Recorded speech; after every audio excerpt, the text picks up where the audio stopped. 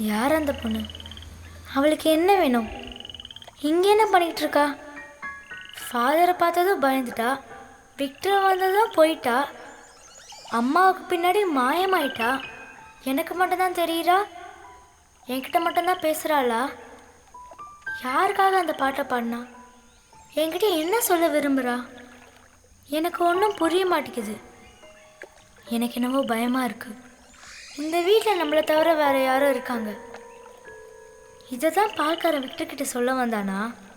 ஒருவேளை இவ ஆவியா இருப்பாளோ? இவளால் நம்மளுக்கு ஏதாவது ஆபத்து இருக்கா? இந்த விஷயத்தை அம்மா கிட்ட எப்படி சொல்கிறது? நான் சொன்னால் நம்புவாளா? எப்படியாவது அம்மா கிட்ட சொல்லி புரிய வைக்கணும். இவ்வளோ நடந்ததுக்கப்புறம் இந்த வீட்டில் இருக்கிறது நல்லதில்லை. எவ்வளோ சீக்கிரம் முடியுமோ அவ்வளோ சீக்கிரம் இந்த வீட்டை விட்டு வெளியே போகணும்.